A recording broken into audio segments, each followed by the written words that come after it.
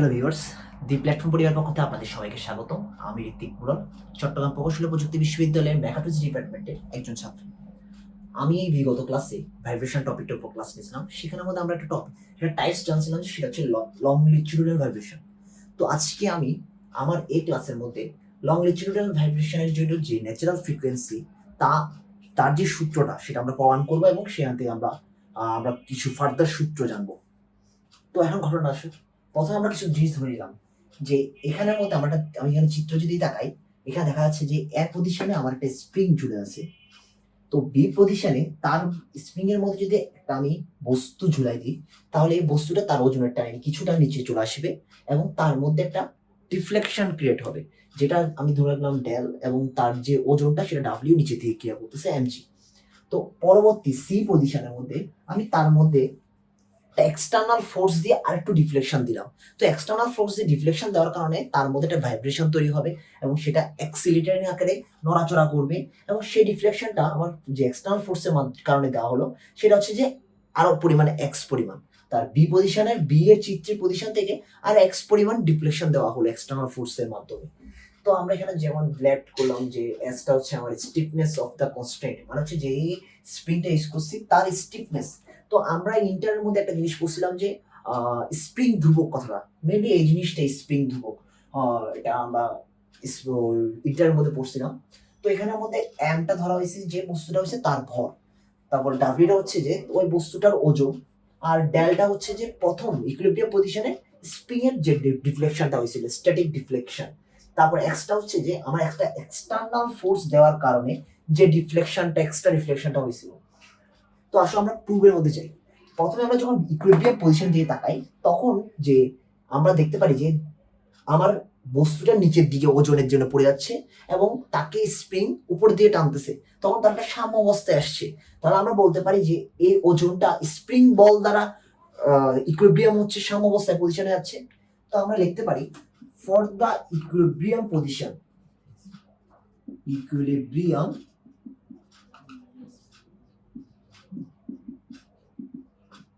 Position, for the equilibrium position, যে আমার spring বল হচ্ছে আমরা জানি যে স্টেডি ডেল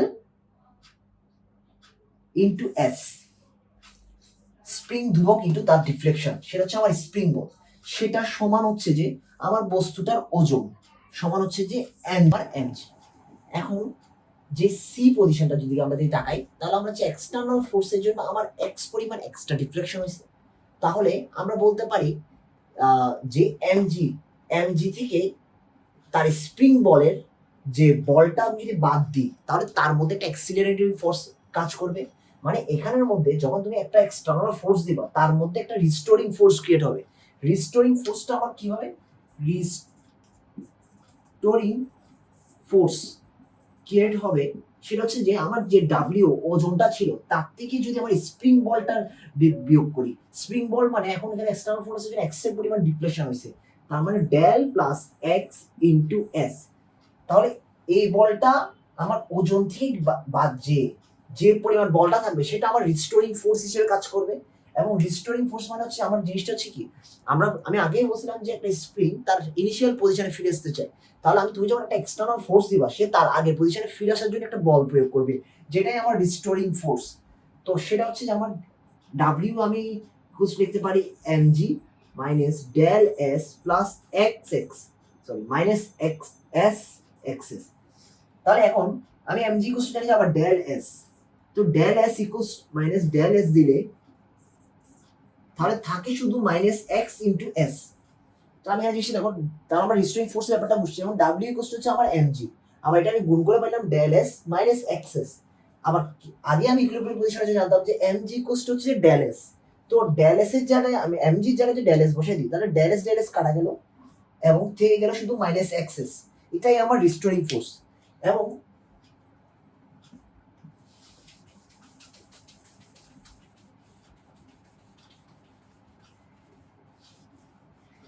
আমরা যদি স্প্রিং এর দিকে তাকাই, আমি স্প্রিং এ যখন এক্সটার্নাল ফোর্সটা দেওয়ার ফলে তার মধ্যে রিস্টোরিং ফোর্স ক্রিয়েট হবে, এবং রিস্টোরিং ফোর্সের জন্য তার মধ্যে একটা ভাইব্রেশন তৈরি হবে, ভাইব্রেশনের জন্য তার মধ্যে একটা অ্যাক্সিলারেশন আসবে,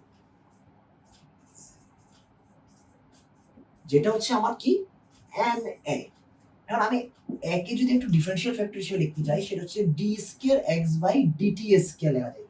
কারণ আমরা জানি এ ইকুয়ালস টু হচ্ছে যে ভি বাই টি, আবার ভি ইকুয়ালস টু হচ্ছে যে এস বাই টি।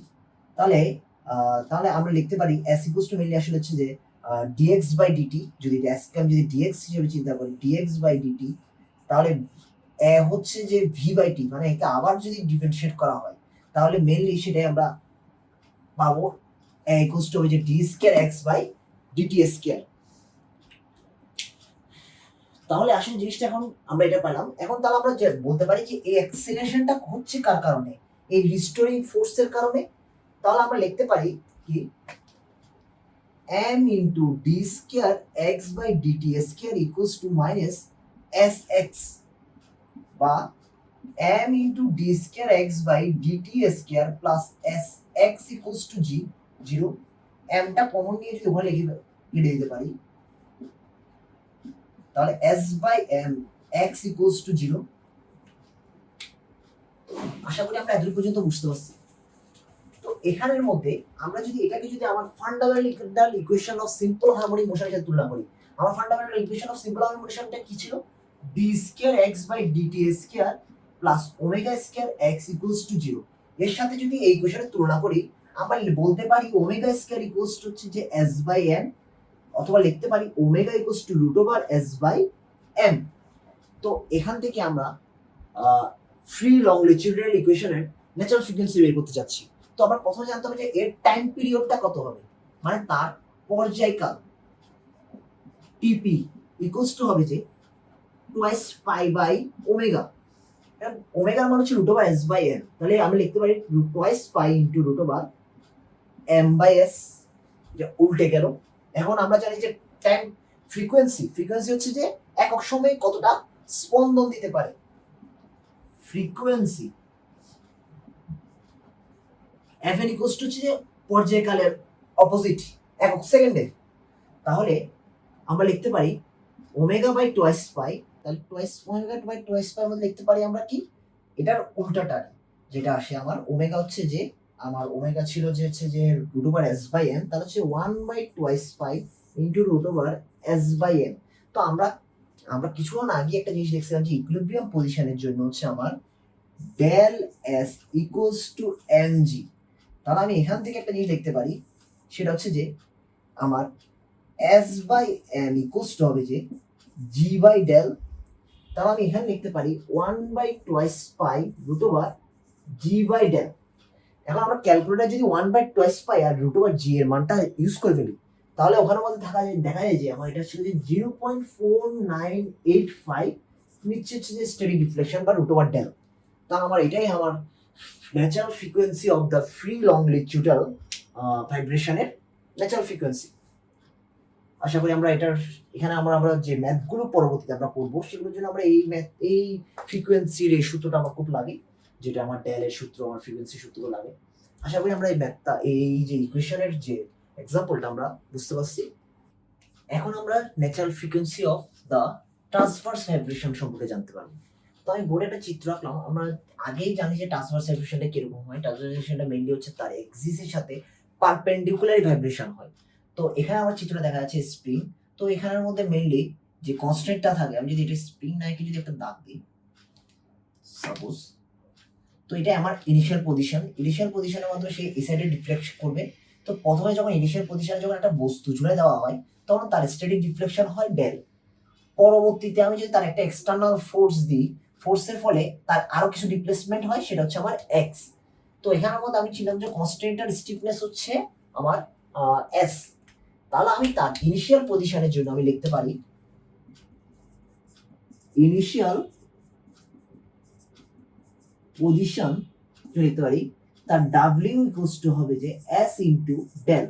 তার ইনিশিয়াল পজিশনের জন্য তার এমজি ইকুয়ালস টু হবে যে এস ইনটু ডেল। যখন তার আমি যদি এখানের মধ্যে যখন একটা এক্সটার্নাল ফোর্সের মধ্যে তার মধ্যে একটা ডিসপ্লেসমেন্ট দিই, যখন প্রোভাইডেড সাম ডিসপ্লেসমেন্ট,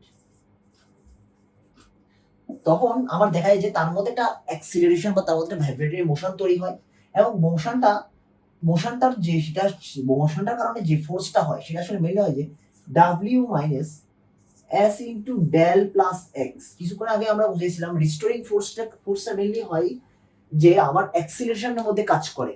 তো এটা ইকুয়ালস টু আমার সমান হবে যে এম এ। তাহলে আমি ডাব্লিউ জায়গায় লিখতে পারি s del minus s into del plus s x equals to m a. So এটা প্লাস হবে, এটা মাইনাস। তো এটা একটা কাটাকাটি গিয়ে থাকে যে m a equals to minus s x, অথবা m into d square x dt square plus s x equals to 0 সমান লিখতে পারি d square x by dt square plus s by m into x. তো ঠিক ও আমার আগের লংলিটিউডের যে equation আছে তার মতো ইকুয়েশন চলে আসছে, এবং তার থেকে তাকে যদি আমি তার fundamental equation of simple harmony হিসেবে তুলনা করি, তাহলে আমি লিখতে পারি omega square equals to s by n, যেখান থেকে আমি ওমেগা ইকুয়ালস টু লিখতে পারি root over s by n. তাহলে আমার যে পর্যায়কাল বা টাইম পিরিয়ড আসবে সেটা হচ্ছে যে টোয়াইস পাই বাই ওমেগা সমান আসবে যে twice pi into root over m by s. তাহলে তার ট্রান্সভার্সের জন্য এখন ফ্রিকোয়েন্সি কি আসবে, সেটা হচ্ছে 1 বাই টি বা ওমেগা বাই টোয়াইস পাই, বা সমান লিখতে পারি 1 by twice pi into root over s by n. তাহলে আমরা এখান থেকে লিখতে পারি, এখানে এটা সমান যে আমরা জানি যে আমি m g equals to s into del, তাহলে s by m equals to লিখতে পারি আমি জি বাই ডেল। তাহলে লিখতে পারি 1 by twice pi equals to g by del, বা আমি ক্যালকুলেটর যদি মানটা বসাই দিই তাহলে 0.4985 ইন্টু রুট ওভার ডেল। তাহলে আমি দেখা যাচ্ছে যে ট্রান্সভার্সে ভাইব্রেশনের যে ফ্রিকোয়েন্সি যে সূত্রটা, সেটা আমার লংলিটিউডাল ভাইব্রেশনের জন্য যে ফ্রিকোয়েন্সি সূত্রটা তা প্রায় একই পুরো। আমার অঙ্কের ক্ষেত্রে আমরা এইসব সূত্রগুলো ইউজ করে আমরা এইসব লংলিটিউডাল ট্রান্সভার্স ভাইব্রেশনের ফ্রিকোয়েন্সি বের করতে পারবো।